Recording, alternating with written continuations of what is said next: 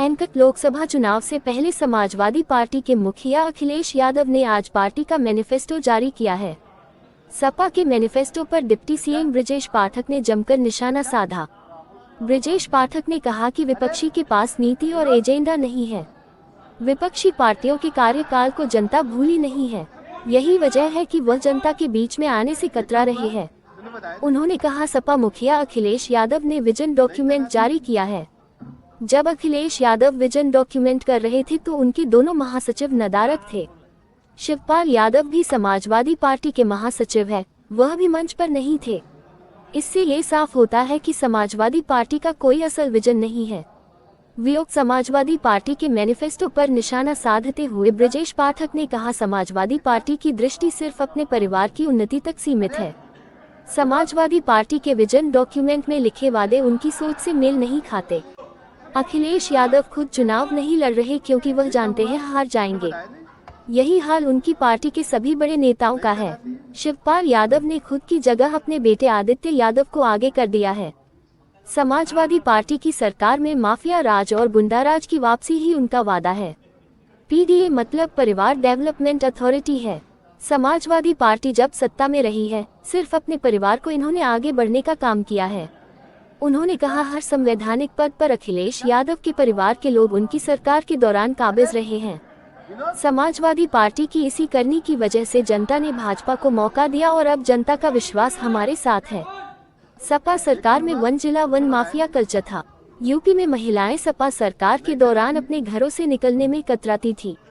UP में कहावत थी कि जिस गाड़ी में सपा का झंडा उस गाड़ी में बैठा है गुंडा। गुंडे माफिया और भू माफिया मंत्री, विधायक और सांसद।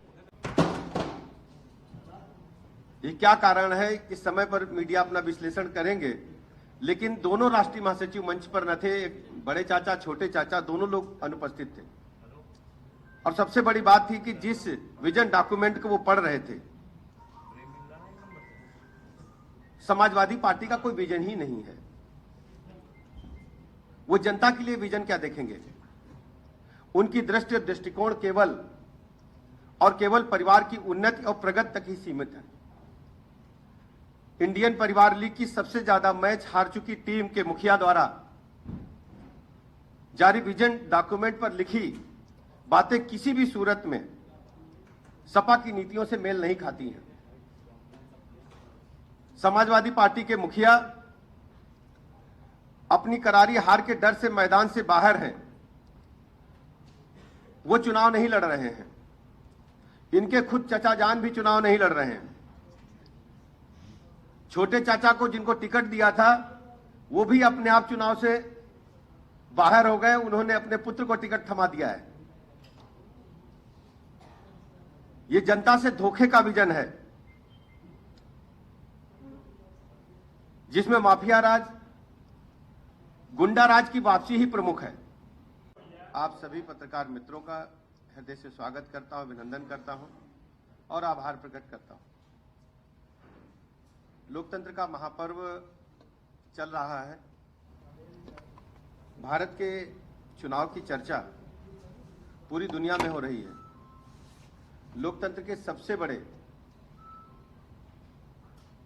देश का ये चुनाव है और जिस ढंग से पूरे देश में, पूरे प्रदेश में चुनाव चल रहा है,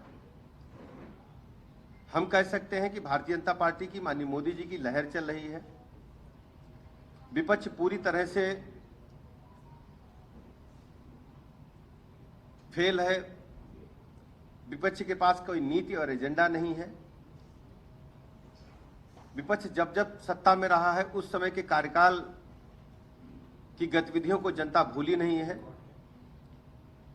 जनता के बीच में जाने से विपक्ष कतरा रहा है। आज हम यहां एकत्र हुए हैं।